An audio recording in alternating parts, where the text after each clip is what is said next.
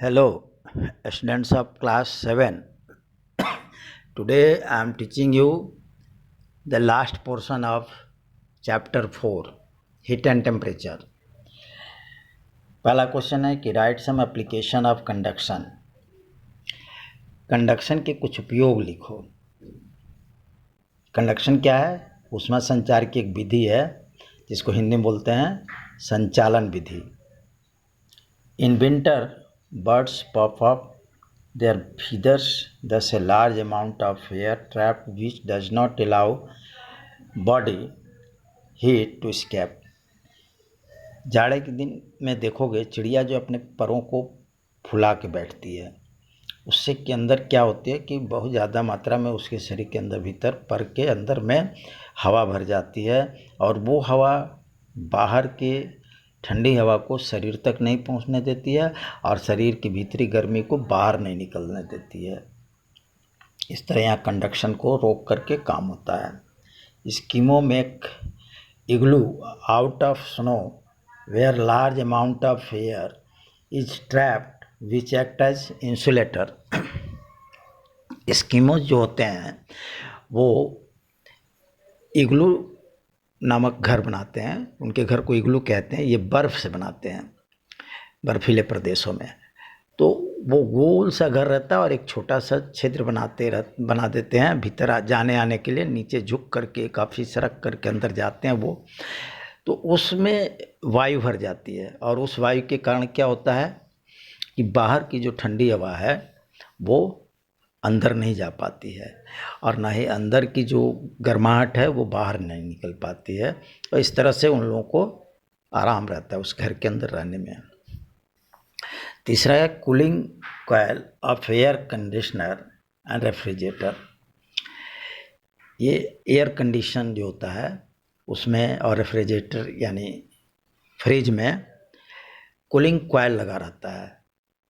देखोगे उसमें फ्रिज के पीछे बहुत गर्म हवा निकलती है, या एयर कंडीशन का जो बॉक्स लगता है ऊपर में उसमें बहुत गर्म हवा निकलती है। तो कूलिंग कॉइल में इसका उपयोग होता है। ये कंडक्शन के द्वारा ही होता है। अगला प्रश्न है डिफाइन कंडक्टर एंड इंसुलेटर। सुचालक और कुचालक की परिभाषा क्या है? तो कंडक्टर माने होता है सुचालक। The materials which conduct heat rapidly are called conductor. Example metal एल्वा।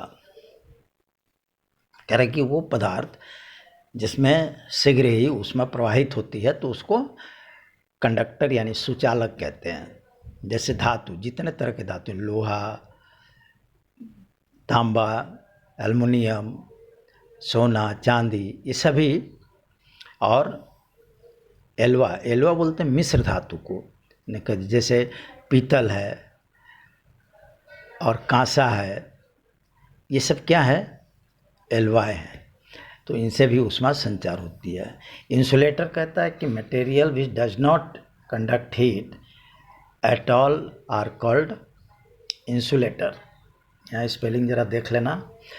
कह रहा है कि वह पदार्थ जिससे ऊष्मा बिल्कुल संवहन नहीं कर पाती है, संचार नहीं कर पाती है, तो उसको कुचालक कहते हैं यानी इंसुलेटर कहते हैं। जैसे प्लास्टिक, लकड़ी, कांच, रबड़ इत्यादि ये सब।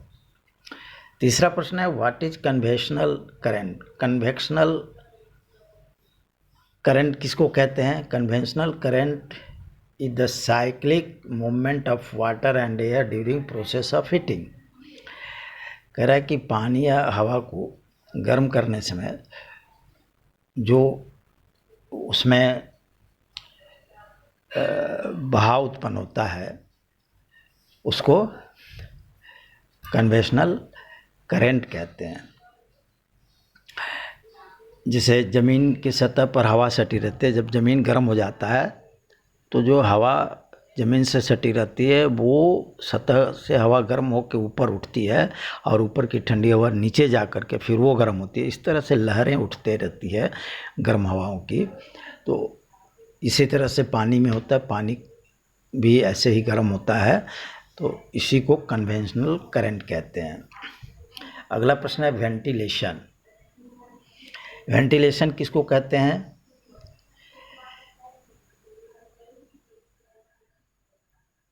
The process of making the warm air of the room out and bringing the cool air in the room is called ventilation. कह रहा है कि वह विधि जिसके द्वारा कमरे के अंदर की गर्म वायु को बाहर करते हैं और बाहर के ठंडी वायु को कमरे के अंदर लाते हैं, तो इस क्रिया को वेंटिलेशन कहते हैं।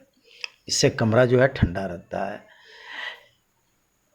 What is sea breeze and land breeze? Sea breeze क्या है? The movement of air from sea to land is known as sea bridge.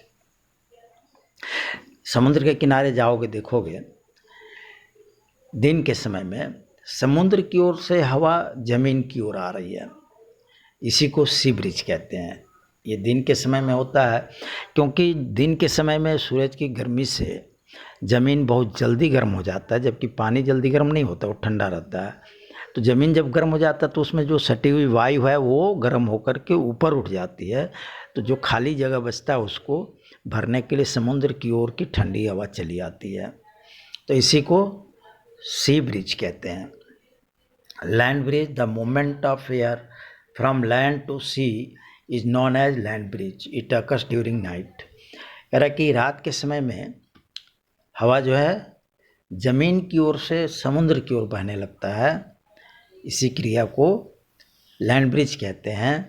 क्योंकि जब रात होता है, जैसे सूरज डूब जाता है, तो ज़मीन बहुत जल्दी ठंडा हो जाता है, लेकिन जो पानी है वो गर्म ही रहता है, जल्दी ठंडा नहीं होता है। तो पानी गर्म है तो उसके सतह पर जो हवा है वो गर्म हो जाती है और ऊपर उठ जाती है, तो वहाँ जो खाली स्थान बचता है उसको भरने के लिए ज़मीन की ओर की ठंडी वायु जाती है उधर, तो इसको लैंड ब्रिज कहते हैं। अगला प्रश्न पूछा है, write some application of radiation. विकिरण का कुछ उपयोग बताओ। तो इसमें क्या क्या होता है? जैसे इन समर वाइट और light colour cloth should be wear because it reflects heat. कह रहा है कि गर्मी के दिनों में सफ़ेद या हल्के रंग के कपड़े पहनने चाहिए, क्योंकि इससे ऊष्मा परावर्तित होती है और हमारे शरीर तक गर्म किरणें नहीं पहुंच पाती है, जिससे शरीर को आराम मिलता है। इन विंटर ब्लैक और dark colour cloth should be wear because it is a good absorber of heat. और जाड़े के दिनों में काले या और गहरे रंग के कपड़े पहनने चाहिए, क्योंकि ये ऊष्मा को अवशोषित करता है, जिससे शरीर को अधिक गर्मी मिलती है और आदमी राहत महसूस करता है। In room heater at back of heating element a polish reflector is used. Room heater देखे होगे, हीटर में एक ये कॉइल लगा रहता है, उसमें वो गर्म हो जाता है। ठीक उस कॉइल के पीछे देखोगे एक चमकीला सा सतह बनाया रहता है, तो वहाँ जो गर्मी उत्पन्न होती है वो उसमें परावर्तित होकर पूरे कमरे में फैलती है। चौथा है, the heat radiators of car are often painted black. और कार में जो हीट रेडिएटर होता है उसको अक्सर काला पेंट कर देते हैं। The base of cooking utensil are painted black. भोजन बनाने वाले जो पात्र हैं जिसमें भोजन पकाते हैं, उसके पेंदी को अक्सर देखे होगे कि उस पर मिट्टी और राख लगा करके उसको काला कर दिया जाता है या खुरदरा कर दिया जाता है। इससे क्या होता है कि उसमें जल्दी ऊष्मा लगती है, ज़्यादा तेज ऑब्जर्व होती है और उसमें जल्दी खाना बन जाता है। तो ये सब क्रियाएं रेडिएशन पर आधारित है। इसके बाद अगला प्रश्न है, थर्मस फ्लास्क। थर्मस फ्लास्क क्या है? तो thermos flask is a container which is use to keep cold liquid cold and hot liquid hot for a long time. ये एक प्रकार का पात्र है जिसमें ठंडे तरल पदार्थ को देर तक ठंडा और गर्म तरल पदार्थ को देर तक गर्म रख सकते हैं। In thermos flask conduction, convection and radiation is kept at minimum. ऊष्मा संचार की जो तीनों विधियाँ होती है, कंडक्शन, कन्वेक्शन और रेडिएशन, ये तीनों विधि से थर्मस फ्लास्क में ऊष्मा का संचार नहीं हो पाता है, इसलिए उसमें देर तक ठंडा या देर तक गर्म रहता है। Who discovered thermos flask? Thermos flask का खोज किसने किया? जो साइंटिस्ट थे उनका नाम था Dewar. Dewar discovered thermos flask. अगला प्रश्न है, who discovered Davy safety lamp? Davy safety lamp का खोज किसने किया? तो जो वैज्ञानिक खोज किए उनका नाम था हम्फ्री डेवी, और उनको सर का टाइटल मिला इसलिए उनका पूरा नाम क्या था? Sir Humphry Davy discovered Davy safety lamp. ये डेवी सेफ्टी लैम्प का उपयोग जो है खान वगैरह के अंदर किया जाता है। डेवी सेफ्टी लैम्प कैसा होता है? जैसे लालटेन देखे होंगे, लालटेन में जो शीशा लगा रहता है, तो डेवी सेफ्टी लैम्प पे शीशा नहीं लगा रहता, उसके जगह एक तांबे की जाली लगी रहती है। खान के अंदर क्या होता है कि जहरीली गैसें कभी कभी निकलती है, जो गैस लगने से जो काम करने वाले होते हैं उसमें मर जाते हैं, तो उनकी सुरक्षा के लिए ये लगाया जाता है, इसीलिए इसका नाम है डेवी सेफ्टी लैम्प, माने सुरक्षा दीप। तो जो जहरीली गैस जब निकलती है और इस लैंप के संपर्क में आती है, लैंप जो है पहले से जलता रहता है, जैसे ही उस जाली से होकर जहरीली गैस अंदर पहुंचती है लौ के पास, तो वो गैस जलने लगती है अलग रंग में, नीला या हरा जलने लगेगा। तो वहाँ जो काम करते हैं वो देखते हैं तो उनको ज्ञान हो जाता है कि यह खतरा है और वो भाग जाते हैं, उनकी सुरक्षा हो जाती है। तो इस तरह से हमने इस लेसन को पढ़ाया और अब आप लोग इसको तैयार